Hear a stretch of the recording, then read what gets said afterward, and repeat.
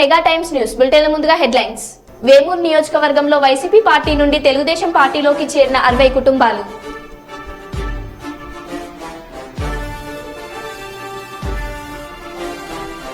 హన్మకొండ ఓలా షోరూంలో మోసం చేశారంటూ బాధితుల ఆందోళన.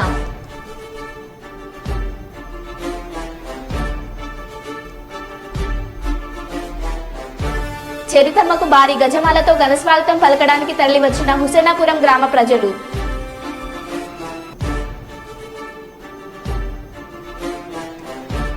కరీంనగర్లో బీజేపీలోకి జోరుగా సాగుతున్న చేరికలు.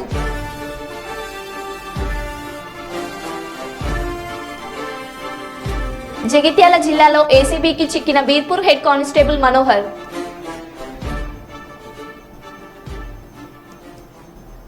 ఇక వివరాల్లోకి వెళ్తే, ఎన్నికల వేళ పొత్తుల కూటమి మరోసారి అబద్ధాలతో మీ వద్దకు వస్తుందని మేనిఫెస్టో అమలు చేయడంలో ఘోరంగా విఫలమై ఓడిన ఈ పొత్తుల కూటమి నాయకులను మరోసారి ఓడించాలని వైఎస్ఆర్సీపీ ఎమ్మెల్యే అభ్యర్థి శిల్ప రవిచంద్ర కిషోర్ రెడ్డి సతీమణి నాగిని రవిసింగారెడ్డి పిలుపునిచ్చారు. సోమవారం నంద్యాల పట్టణంలోని 4వ వార్డు ఓల్డ్ టౌన్లో కౌన్సిలర్ తబ్రేజ్ ఆధ్వర్యంలో వైసీపీ అభ్యర్థి ఎమ్మెల్యే శిల్ప రవిచంద్ర కిషోర్ రెడ్డి సతీమణి నాగిని రవిసింగారెడ్డి ఎన్నికల ప్రచారం నిర్వహించారు. ఈ సందర్భంగా ఆయన మాట్లాడుతూ, పేదల జీవితాలకు భరోసా కొనసాగాలంటే వైఎస్ఆర్సీపీ ప్రభుత్వాన్ని గెలిపించాలని, ఫ్యాన్ గుర్తుపై ఓట్లు వేసి అఖండ మెజార్టీతో గెలిపించాలని కోరారు. పేదల జీవితాలకు భరోసానిస్తున్న నవరత్నాలు సంక్షేమ పథకాలు కొనసాగాలంటే వైఎస్ఆర్సీపీని మరోసారి గెలిపించాలని తెలిపారు. సుపరిపాలన అందిస్తున్న జగనన్నను మళ్లీ సీఎంగా చూడాలంటే, పేదల ప్రభుత్వం రావాలంటే, నంద్యాలలో వైఎస్ఆర్సీపీ జెండా ఎగరవేయాలంటే మరోసారి మీ అందరి చల్లని ఆశీర్వాదాలను వైఎస్ఆర్సీపీ ఎమ్మెల్యే అభ్యర్థి, ఎంపీ అభ్యర్థి అందించాలని కోరారు. కలెక్టరేట్లోని మినీ కాన్ఫరెన్స్ హాల్లో సాధారణ ఎన్నికలు 2024కి సంబంధించి ఏర్పాటు చేయనున్న పోలింగ్ భద్రత గురించి జనరల్ అబ్జర్వర్లు జాఫర్ మీర్ తారిక్ ఆలీ, కర్నూలు పార్లమెంటు, కర్నూలు, కొడమూరు, ఎమ్మిగనూరు, మంత్రాలయం, పత్తికొండ, అదోని, ఆలూరు అసెంబ్లీ నియోజకవర్గాల పోలీస్ అబ్జర్వర్ ఉమేష్ కుమార్లకు పవర్ పాయింట్ ద్వారా వివరిస్తున్న జిల్లా కలెక్టర్ డాక్టర్ జి సృజన, జిల్లా ఎస్పీ కృష్ణకాంత్.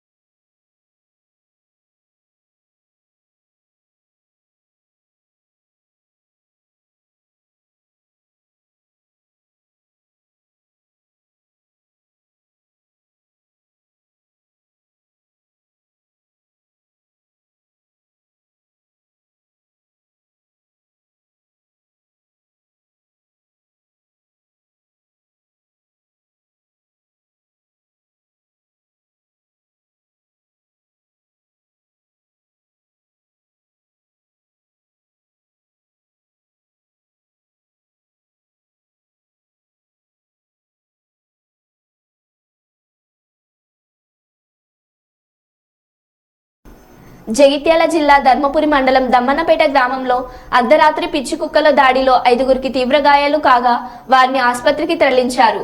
పిచ్చి కుక్కలు కోళ్లు, పశువులపై దాడి చేయగా అడ్డుకున్న 5గురిని కరిచిన కుక్కల బెడదను అరికట్టాలని అధికారులను వేడుకుంటున్న గ్రామస్తులు.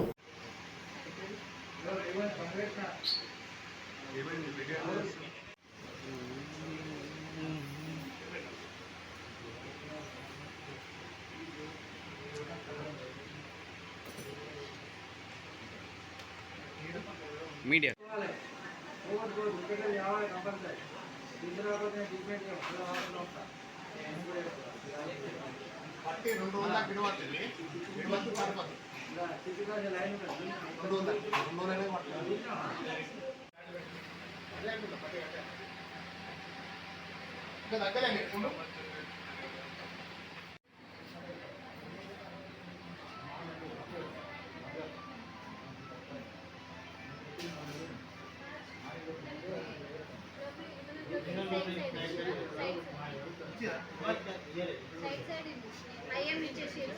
మండలం గ్రామం దమ్మన్నపేట గ్రామంలో నిన్న నైటు 12 గంటల నుండి ఒక 2 ఆవు దూడలను కొరికిన కుక్క. అట్లాగే మళ్ళీ 3 గంటల సుమారు నుంచి ఒక వాడవాడకు వెళ్ళి ఒక 5గురిని తల మీద గాయాలు చేసి బాగా ఇబ్బంది చేసింది. అట్లాగే కోళ్ళు కూడా ఒక 10 కోళ్ళను కొరికిందట. ఇంకొక విషయం ఏంటంటే మన గ్రామంలో ఇప్పుడు ఇట్లా ఇలా అట్లా జరిగింది. చిన్నపిల్లలు ఉంటారు, కొంచెం గొంతు పట్టుకుంటే ప్రాణాలకు ఇబ్బంది అయ్యే అవకాశం ఉంటుంది. ఈ విషయాన్ని కొంచెం గవర్నమెంట్, ఈ ప్రభుత్వం కొద్దిగా స్పందించి దీన్ని వెంటనే దాన్ని ఏమైనా చేయాలని మేము కోరుతున్నాం.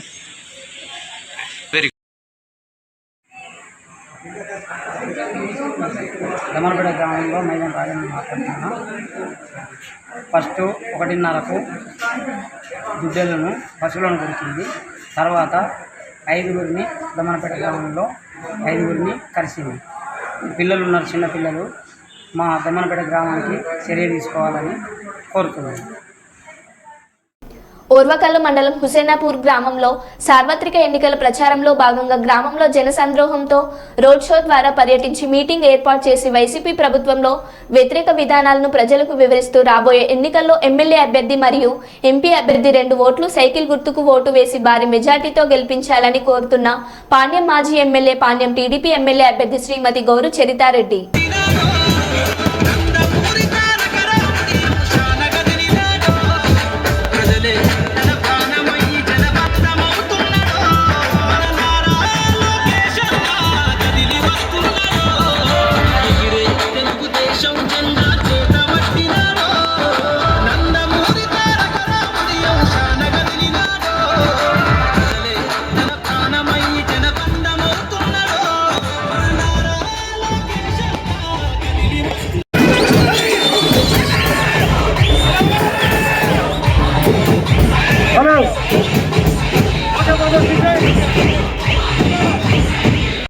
బంద్ చేస్తాడు బాబు. జెండాలు సైడు, ప్లకార్డులు జెండాలు సైడ్ కన్నా అన్నగారు.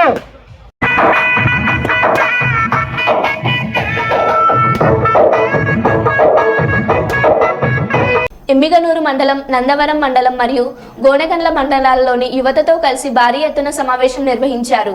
తెలుగుదేశం, జనసేన, బీజేపీ ఉమ్మడి అభ్యర్థి బివి జయనాగేశ్వర్ రెడ్డి సభను ఉద్దేశించి మాట్లాడుతూ ఆంధ్రప్రదేశ్ రాష్ట్రంలో అన్ని వర్గాల వారితో పాటు నిరుద్యోగులను కూడా వైసీపీ ముఖ్యమంత్రి జగన్మోహన్ రెడ్డి అన్ని రకాలుగా మోసం చేశారని, ఎన్నికల ముందు రాష్ట్రంలో నిరుద్యోగుల కోసం మెగా డిఎస్సి నిర్వహిస్తామని, ప్రతి సంవత్సరం జనవరి నెలను జాబ్ క్యాలెండర్ నెలగా ప్రకటిస్తామని చెప్పి మోసం చేశారని గుర్తు చేశారు.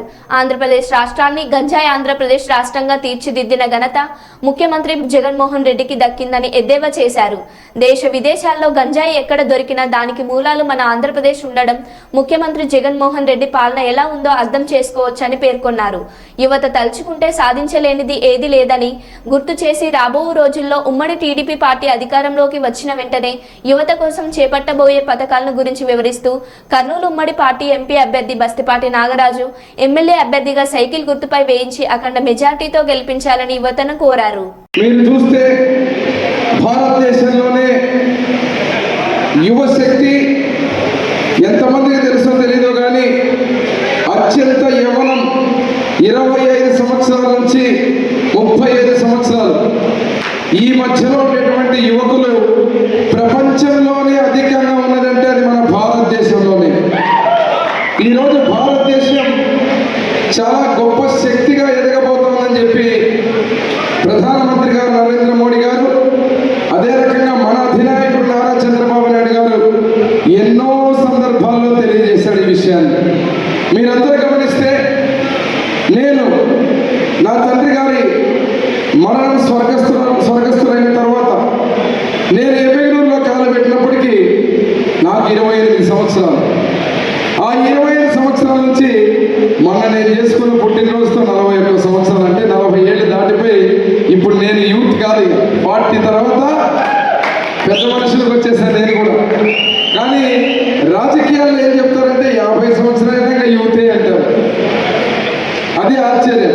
కానీ ఇక్కడ చూస్తే మీరు గమ్మత్తు, మనం ఉన్నటువంటి యువకులు ఈ దేశంలోనే కాదు ఈ రాష్ట్రంలో 5 సంవత్సరాల రాష్ట్ర విభజన తర్వాత అనేక మందికి ఉపాధి అవకాశాలు రావాలంటే ఒక విజన్ ఉన్న నాయకుడు ఈ రాష్ట్రానికి కావాలని చాలా నిర్ణయాత్మకమైనటువంటి నిర్ణయం తీసుకొని చంద్రబాబు నాయుడు గారిని తొలిసారి ముఖ్యమంత్రిని మనం చేసుకున్న వ్యక్తి ఏం చేశాడు? 5 ఏళ్ళు ఊరుకున్నాడా?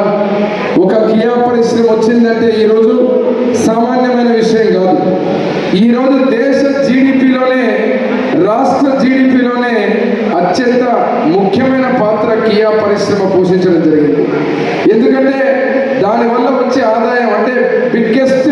ఎఫ్డిఐ ఫారిన్ డిస్ఇన్వెస్ట్మెంట్ ఏదైనా వచ్చిందంటే అది కియా పరిశ్రమ.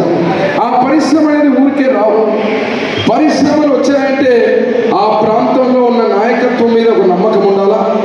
అదేవిధంగా అక్కడ ఏ ఇబ్బందులు కలగకుండా వాళ్లకు వేల కోట్లు పెట్టుబడులు పెట్టడానికి అక్కడ ఉన్నటువంటి రాజకీయ నాయకులు కానీ ప్రభుత్వం కానీ అన్ని రకాలుగా సహకరిస్తే తప్ప ఇటువంటి పెద్ద పెద్ద పరిశ్రమలు రాష్ట్రంలో వచ్చేటువంటి పరిస్థితి ఉండదు.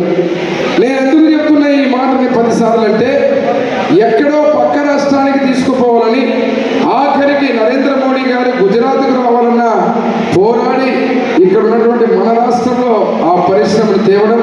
అదే రకంగా ప్రతి జోన్ని కూడా ఇటు ఎమ్మెగనూరే కాదు, కర్నూలు జిల్లానే కాదు, రాయలసీమని యూనిట్గా తీసుకొని చంద్రబాబు గారు ఒక ప్రత్యేకమైన హబ్బులుగా తయారు చేసి ప్రతి ఒక్కరికి ఏ ప్రాంతంలో ఉండే వనరులను బట్టి ఆ ప్రాంతంలో ఎక్కడ ఏమి చేయాలని ఉపాధి అవకాశాలు కల్పించడానికి ముందుకు పోవడం జరిగింది. కానీ దురదృష్టం ఏమంటే మనమంతా ఈరోజు డబ్బుల సంచులతో కొనాలని చెప్పి తో ఉన్నారు. ఎమ్మెగనూరుని, మా యువతని, మా పార్టీని, తెలుగుదేశం పార్టీ నాయకుల్ని కొనడం అనేది అది జరిగే పనే కాదు. ఇది ఈ పార్టీ నా తండ్రి గారు ఏ ముహూర్తాన్ని నిర్ణయించారో విశ్వవిఖ్యాత సార్ నందమూరి తారక రామారావు గారు ఒక గొప్ప ముహూర్తాన్ని పెట్టినటువంటి పార్టీ. ఇట్లాంటి వాళ్ళు తెలుగుదేశం పార్టీని కొంటామని చెప్పే వాళ్ళని కొన్ని వేల మంది వచ్చినారు పోయినారు తప్ప తెలుగుదేశం పార్టీని ఎమ్మెగనూరు గడ్డ మీద నుంచి తొలగించడం ఎవరి తరం కాదు, ఎవరి వల్ల కాదు, అది జరిగే పనే కాదు. చేసుకోవాలి. మళ్ళీ మన అసెంబ్లీలో ముఖ్యమంత్రిగానే చంద్రబాబు నాయుడు గారు కాలు పెడతారని శపథం చేశాడు ఆ రోజు. ఆ శపథాన్ని ఎమ్మెగనూరు గడ్డ మీద నుంచి చరిత్ర చెప్పిన నిజం, తెలుగుదేశం పార్టీ ఎమ్మెగనూరులో గెలిచిన తర్వాత రాష్ట్రంలో ముఖ్యమంత్రిగా చంద్రబాబు నాయుడు గారు అవ్వడం ఖాయం. ఇది చరిత్ర చెప్పిన నిజం. రేపు డబ్బుల సంచులు వచ్చినా, తులం బంగారం ఇచ్చినా, 100 కోట్లు దోపిడీ చేసిన డబ్బులు ఖర్చు పెట్టిన సైకిల్ని, బీజేపీని, జనసేనను ఆపడం, ఎమ్మెగనూరులో కూటమి అభ్యర్థులను ఆపడం అనేది ఎవరి తరం కాదనే విధంగా మీరందరూ కూడా ఒక కసితో. జగిత్యాల జిల్లాలో ఏసీబీకి చిక్కిన బీర్పూర్ హెడ్ కానిస్టేబుల్ మనోహర్.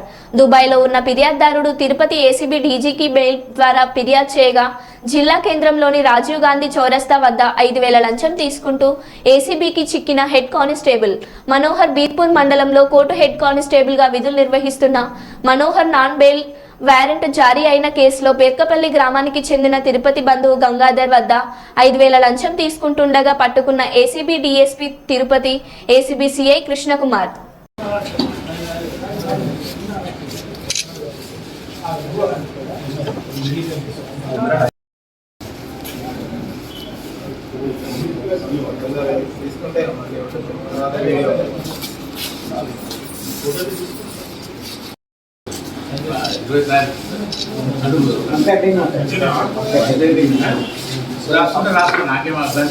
సాయంత్రం 6:30 గంటలకి జగిత్యాల పట్టణము రాజీవ్ చౌక్ వద్ద బీర్పూర్ పోలీస్ స్టేషన్కు చెందిన హెడ్ కానిస్టేబుల్ సామళ్ళ మనోహర్ ఫిర్యాదుదారుడైన కటకం గంగాధర్ వద్ద 5,000 రూపాయలు లంచం తీసుకుంటూ ఏసీబీకి పట్టుబడ్డాడు.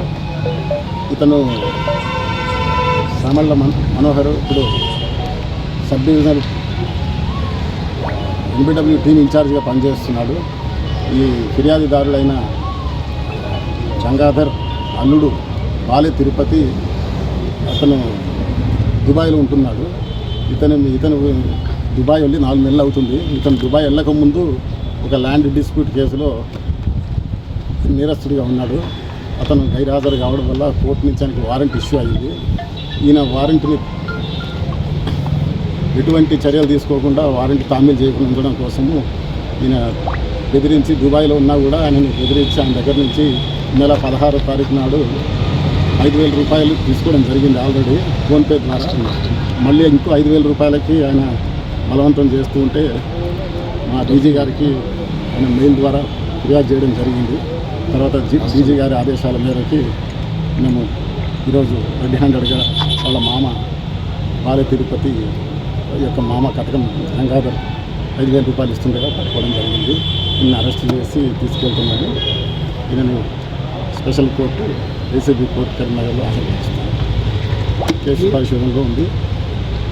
ఇంకా ఎవరు లంచం అడిగినా కూడా స్టేట్ లెవెల్లో అయితే 1064 నెంబర్కి, ఇక్కడ జిల్లా పరిధిలో అయితే మాత్రం డిఎస్పీ ఏసీబీ కరీంనగర్ 9154388954 ఈ నెంబర్కి ఫోన్ చేస్తే తప్పకుండా తగిన చర్యలు తీసుకోవడం జరుగుతుంది.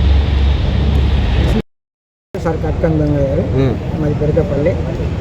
ఇట్లా మళ్ళీ కేసు ఉంటే వాళ్ళు కానిస్టేబుల్ మమ్మల్ని ఆయన మా తిరుపతిని అడిగితే సరే ఇస్తామని చెప్పి అన్నాడు. అన్న తర్వాత ఆయనకి 5,000 రూపాయలు ఫోన్ పే కొట్టిండు. మళ్ళీ 5,000 రూపాయలు కావాలని చెప్పానంటే ఇంటికి వచ్చి అడిగితే సరే ఇస్తామని చెప్పాను. సరే ఇవాళ ఇచ్చినాము. ఇది రాగానే ఏసీబీ సార్ వచ్చి పట్టుకున్నాము. తెలుగుదేశం పార్టీకే బలిజ కాపుల మద్దతుని బలిజ కాపు సంఘం రాష్ట్ర కార్యదర్శి రామకృష్ణ పేర్కొన్నారు. నేడు సోమవారం సాయంత్రం కర్నూలు జిల్లా తెలుగుదేశం పార్టీ కార్యాలయంలో ఏర్పాటు చేసిన మీడియా సమావేశంలో ఆయన మాట్లాడుతూ తెలుగుదేశం పార్టీతోనే రాష్ట్రంలో కాపులకు బలిజాలకు న్యాయం జరుగుతుందన్నారు. తమ మద్దతు తెలుగుదేశం పార్టీకే అన్నారు. రాష్ట్రంలో వైఎస్ జగన్మోహన్ రెడ్డి ప్రభుత్వంలో అన్ని వర్గాలు తీవ్రంగా నష్టపోయారని తెలిపారు. కర్నూలులో తెలుగుదేశం పార్టీ అసెంబ్లీ అభ్యర్థి టీజీ భరత్ కు, కర్నూలు పార్లమెంట్ అభ్యర్థి బల్సపాటి నాగరాజుకు జిల్లాలో బలిజ కాపులు ఇవ్వాలని తెలిపారు. రాష్ట్రంలో తెలుగుదేశం పార్టీ అధికారంలోకి వస్తే అన్ని వర్గాలకు న్యాయం జరుగుతుందన్నారు. ఈ కార్యక్రమంలో జనసేన, బీజేపీ, తెలుగుదేశం పార్టీ కాపు బలిజ సంఘం నాయకులు పాల్గొన్నారు.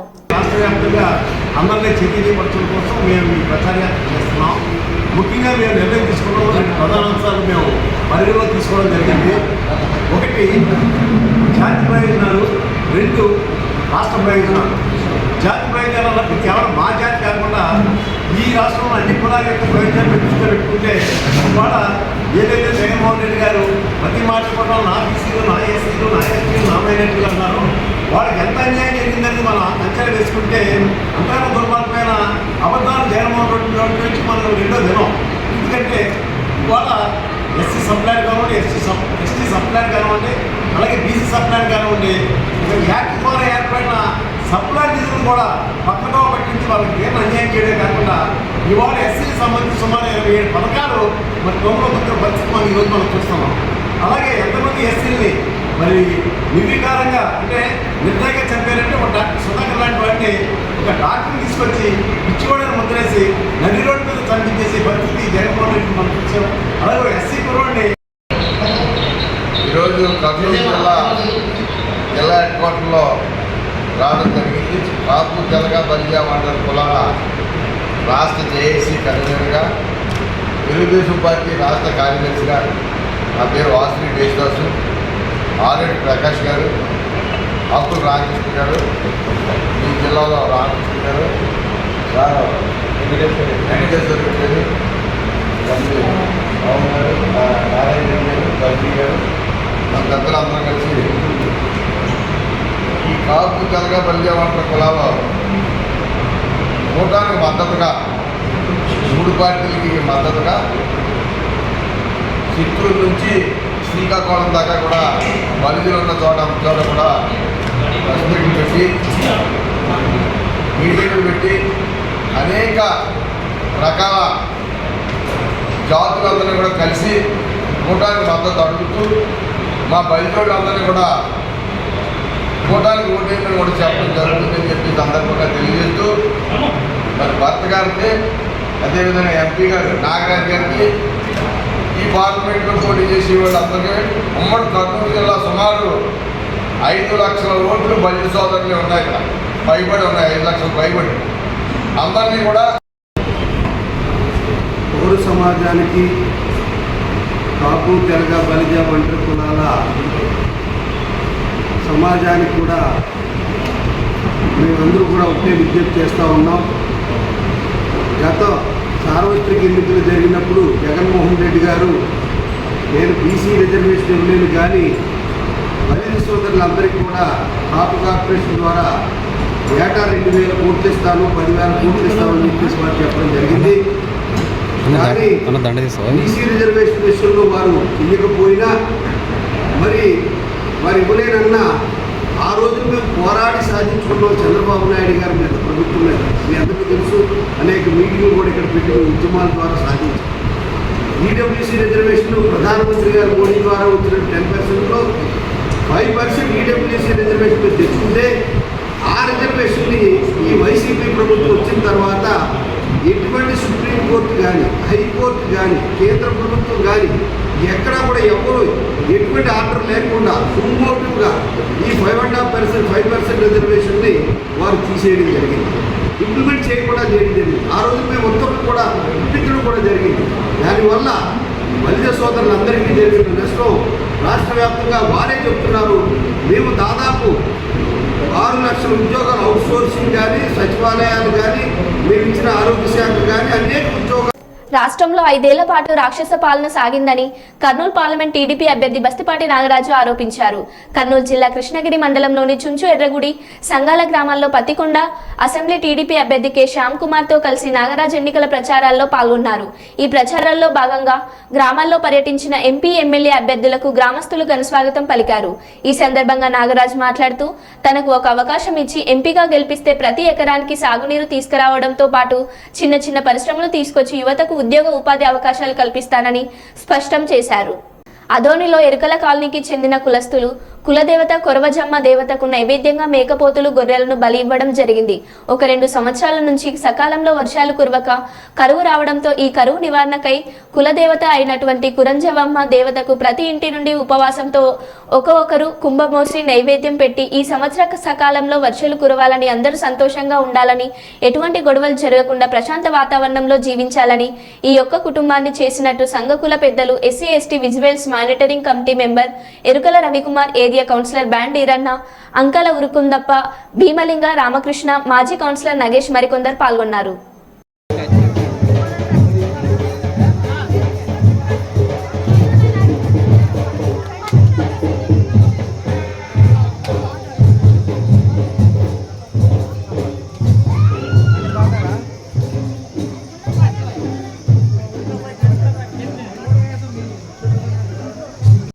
కర్నూలు జిల్లా అదోని పట్టణంలో సాయంత్రం 7 గంటల సమయంలో అదోని పట్టణం మహల్ దగ్గర వద్ద రాబోయే ఎన్నికల సందర్భంగా ఓటర్లకు అవగాహన కార్యక్రమం నిర్వహించారు.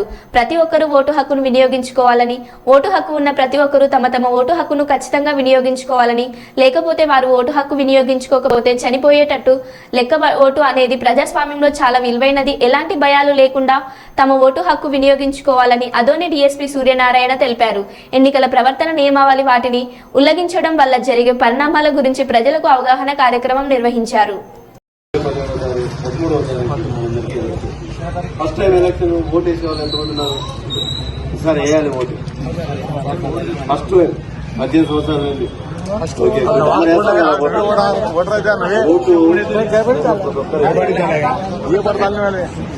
చాలా మంది అనుకుంటుంటారు ఒక ఓటు వేయకుంటే లేదా.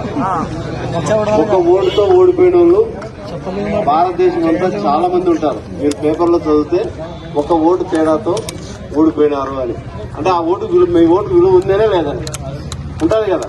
అందుకని ప్రజాస్వామ్యంలో ప్రతి ఒక్కరి ఓటుకు చాలా విలువ ఉంది. ఆ విలువ, మీ హక్కును ఎట్టి పరిస్థితుల్లో కోల్పోరాదు. చాలా మంది పల్లెల్లో 100 సంవత్సరాలు 110 సంవత్సరాల ముసలోళ్ళు కూడా ఓటు వేయకపోతే చాలా బాధపడుతుంటారు. వాళ్ళు తీసుకొని ఖచ్చితంగా ఓటు వేయాల్సిందే. ఎందుకంటే ఓటు వేయకపోతే చనిపోయినట్టు లెక్కని వాళ్ళు భావిస్తుంటారు. ఓటు లిస్టులో ఓటు వేయకపోతే ఓటు ఉంది, చనిపోయినట్టు లెక్క. అట్లా కాకుండా కానీ ప్రతి ఒక్కరు హక్కుగా భావించి మనమంతా కూడా ప్రజాస్వామ్యంలో ఓటు వేయాల్సిన బాధ్యత ఉంది. అది మన హక్కు. మనము చాలా పండుగలు జరుపుకున్నాం ఇక్కడికి వచ్చిన తర్వాత. కార్యక్రమానికి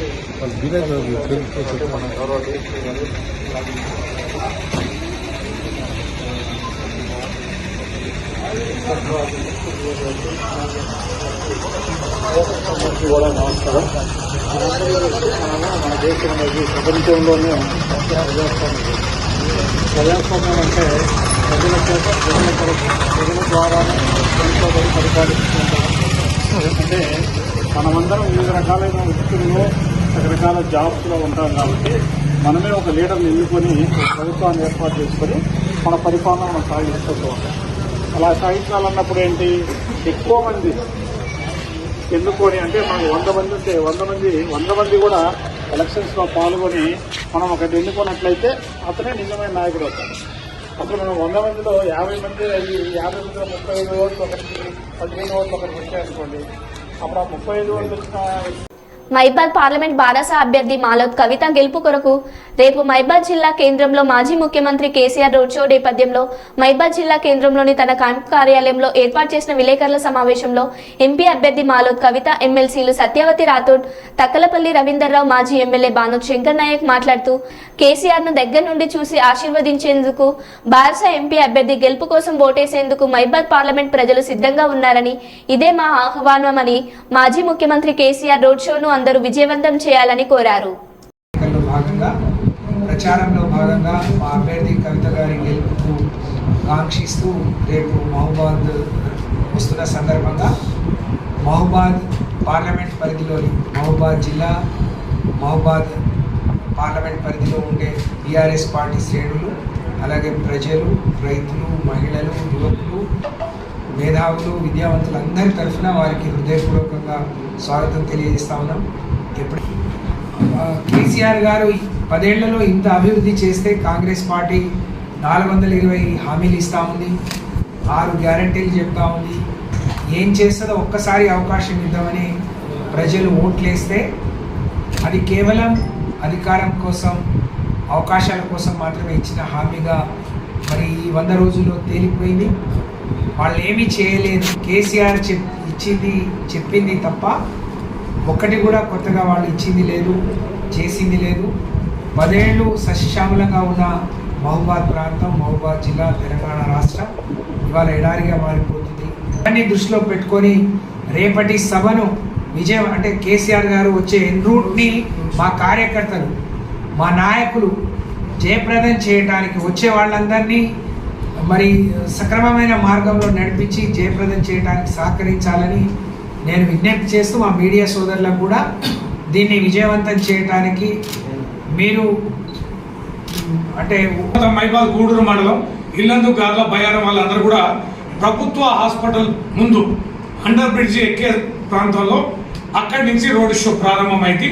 ఆ ప్రాంతం వాళ్ళందరూ ఆ రోడ్ షో కార్యక్రమంలో బస్సు ముందు నడుస్తుంటారు. నెహ్రూ సెంటర్ నుంచి, నెహ్రూ సెంటర్లోనేమో పట్టణ వాళ్ళందరూ కూడా అక్కడ ర్యాలీ అవుతారు. అక్కడ నెహ్రూ సెంటర్ వద్ద ఉండాలి. వారితో పాటు కలిసి వచ్చి ఈ ఇందిరమ్మ సెంటర్ వద్ద ఏదైతే ఇప్పుడు తొర్రూరు బస్ స్టాండు ప్రదేశం ఉందో ఆ 4 కూడల వద్ద కేసీఆర్ గారి బస్సు ఆగుతుంది. అక్కడ సాయంత్రం 6 గంటలకి రోడ్ షో ఉద్దేశించి కేసీఆర్ గారు ప్రసంగిస్తారు. బ్రహ్మాండంగా చూస్తేనైతే భారీ ఎత్తున మేము మాట్లాడుతుంటే, మా కమిటీలతో మాట్లాడుతుంటే పెద్ద ఎత్తున మేము ఇంతకుముందు కూడా టౌన్ మీటింగ్ కూడా జరుపుకున్నాం. ఎవరైనా మాకు ఇంకా కావాలి, ఇంకా వస్తాం, ఇంకొస్తామని వారి రిక్వైర్మెంట్, వారి యొక్క సంఖ్యలు చెప్తుంటే చాలా ఆశ్చర్యకరంగా ఉంది. ఇంత తొందరగా ప్రభుత్వం పైన ఇంత భారీ వ్యతిరేకత రావడం అనేది ఊహించని పరిణామం.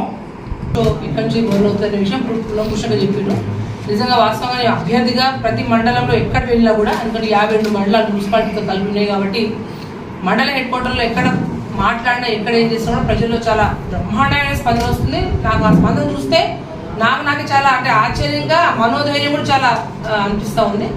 ఏదున్నా అందరూ, ఎందుకంటే మన నామినేషన్ రోజు కూడా ఒకటి సోషల్ మీడియా చిన్న పిలిపిస్తేనే పెద్ద ఎత్తున 6 నుంచి 7 వరకు స్వచ్ఛందంగా 7 నియోజకవర్గాల నుంచి కూడా కార్యకర్తలు వచ్చి నన్ను ఆశీర్వదించడానికి అది ఎంత స్వచ్ఛంగా వచ్చిండ్రో.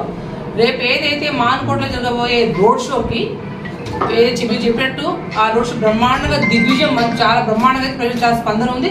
ముఖ్యంగా రైతుల్లో, మహిళల్లో అయితే ఎప్పుడెప్పుడు ఆ కేసీఆర్ గారిని ఎప్పుడు చూద్దామా అని ఉంది. ఎందుకంటే నేను ఖమ్మము రోడ్ షో అయితే ఆశ్చర్యంగా మరిపడిని చూసుకుంటానంటే ప్రతి గ్రామాల దగ్గర కూడా ఎక్కడికక్కడ జనాలు కేసీఆర్ గారిని చూడడానికి వాళ్ళు వెయిట్ చేస్తున్న విషయాన్ని చూస్తూ చాలా బ్రహ్మాండంగా ఉంది. దాంతోపాటు ఇవాళ సాయంత్రం కూడా కొత్తగూడెంలో పిన్నపాక నియోజకవర్గం, భద్రాచలం నియోజకవర్గం, మరి ఈ పక్కనే ఉంది, కొత్తగూడెం పక్కన ఉంది కాబట్టి టేకులపల్లి మండలం మాత్రం ఇది ఏదైతే 70,000 మా వాళ్ళు చెప్పింది అది మహబూబాద్, నర్సంపేట, మళ్ళీ పోతే డోర్నాకలు, మళ్ళీ part of Yellandu and Mulugu నుంచి అంటే దూర ప్రాంతాలు చాలా తక్కువ మంది, ఎందుకంటే వాళ్ళు కూడా రిటర్న్ సేఫ్గా అందరు పోవాలి కాబట్టి అంత తక్కువ ఆ ప్లానేషన్ ఎక్కువ చేసుకున్నాము.